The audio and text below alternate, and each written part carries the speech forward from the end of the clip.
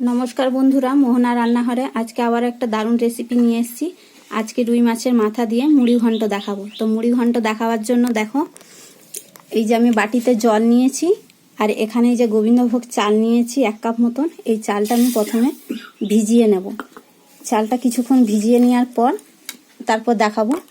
আর মুড়ি ঘন্ট বানাবার জন্য এই যে আলু পোস্তর মতন ছোট ছোট করে আলু কেটে নিয়েছি। আলুগুলো কেটে আমি ধুয়ে রেখে দিয়েছি। আর এই যে এখানে একটা গোটা মাছের মাথা নিয়েছি, এটা 2 পিস করা আছে। মাছের মাথাগুলো আমি নুন হলুদ মাখিয়ে নেব।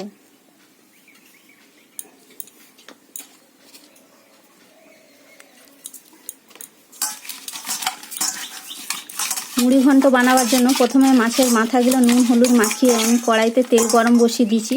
মাছের মাথাগুলো ভেজে নেব। মাছের মাথাগুলো এই যে আমার ভাজা হয়ে গেছে, আমি এবার কড়াই থেকে মাছের মাথাগুলো তুলে নেব।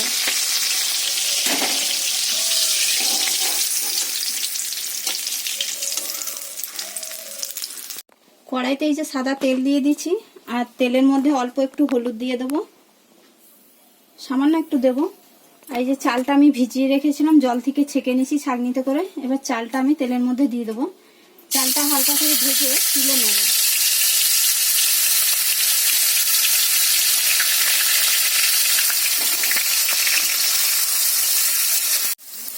চালটা আমার হালকা করে ভাজা হয়ে গেছে। চালটা এবার আমি কড়াই থেকে তুলে নেব।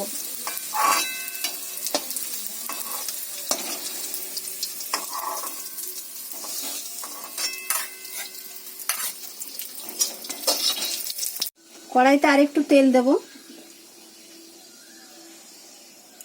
এখানে আমি গোটা গরম মশলা নিয়েছি, এলাচ নিয়েছি 4টে, দারচিনি নিয়েছি 2 টুকরো আর লবঙ্গ নিয়েছি 4টে। এবার তেলের মধ্যে এগুলো আমি দিয়ে দেব।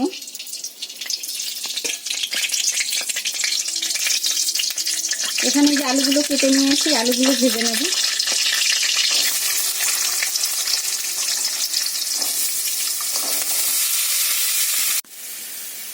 আলুটাও ভাজা হয়ে গেছে, আলুটাও আমি তুলে নেব। এই চালের মধ্যে আলুটা তুলে রেখে দেবো। এখানে আমি বাটা মশলা নিয়েছি, পেঁয়াজ 2টো বাটা নিয়েছি, একটা টমেটো বাটা, 1 টুকরো আদা বাটা, এখানে কয়েকটা কুয়া রসুন বাটা নিয়েছি। তো প্রথমে আমি পেঁয়াজটা দিয়ে দেবো।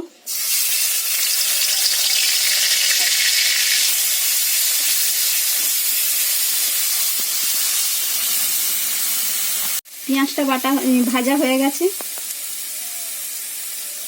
এবার রসুন বাটাটা আমি এর মধ্যে দিয়ে দেবো। এরকম ভাবে সব মশলাগুলো অল্প অল্প করে ভেজে একটার পর একটা দিয়ে আমি মশলাটাকে কষিয়ে নেব। টমেটোটাও দিয়ে দিলাম একসাথে। মশলাটা ভালো করে কষে নেব। এখানে আমি পরিমাণ মতো নুন দিয়ে দেবো। এই মশলাটা ভালো করে কষা হয়ে গেলে তারপরে গুঁড়ো মশলা দেবো। এবার গুঁড়ো মশলা দেবো। পরিমাণ মতন হলুদ গুঁড়ো দিলাম, 1 চামচ মতন জিরে গুঁড়ো দিলাম, 1/2 চামচ মতন লঙ্কার গুঁড়ো দিলাম। ঝালটা কিন্তু যার যার পছন্দ অনুযায়ী দেবেন। অল্প একটু জল দিয়ে দেবো।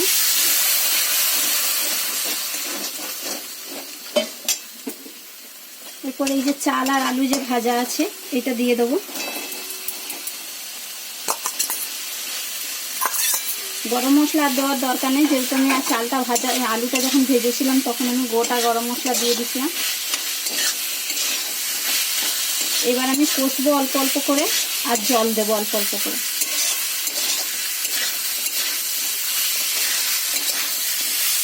যখনই একটু একটু লেগে লেগে যাবে তখনই অল্প অল্প করে জল দিতে হবে প্রথমে।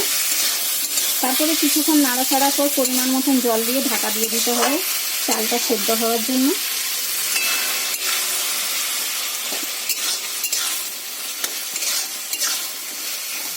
এরপর আমি মাছের মাথাটা দিয়ে দেবো ভেঙে। হাত দিয়ে মাথাটা ভেঙে নিলাম, এইভাবে ভেঙে নিতে হবে।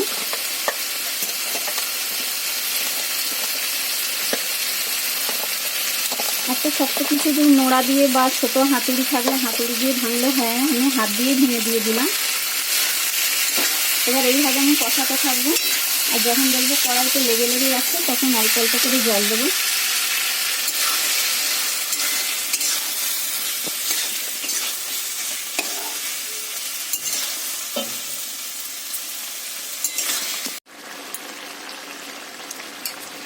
মুড়ি ঘন্টটা ভালো করে আমার কষানো হয়ে গেছে। এবার আমি পরিমাণ মতন জল দেব, আর জল দিয়ে আমি ঢাকা দিয়ে দেবো।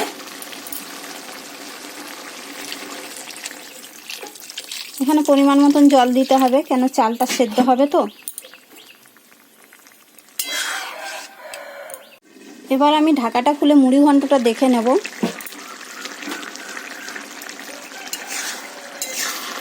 দেখো বন্ধুরা, হয়ে এসছে, চালটাও সেদ্ধ হয়ে গেছে।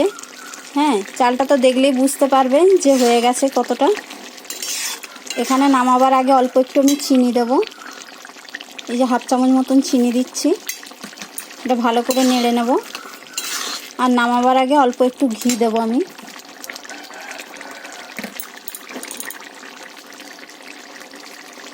ঘি তোমরা যদি না খাও তাহলে নাও দিতে পারো, ঘি দিলে খুব সুন্দর স্বাদটা লাগে, মানে সেন্টও বেরোয় খুব সুন্দর। তবে গোবিন্দভোগ চালটা কিন্তু খুব ভালো চাল হতে হবে, যেন সেন্টওয়ালা চাল, তাহলে মুড়ি ঘন্টটা খুবই সুন্দর লাগবে। তোমাদের এই ভিডিওটা কেমন লাগলো অবশ্যই কমেন্ট করে জানাবে। মুড়ি ঘন্টটা এবার আমি নামিয়ে নেব কড়াই থেকে, কেন যে রসটা রয়েছে ঠান্ডা হলে কিন্তু পুরোটাই টেনে নেবে।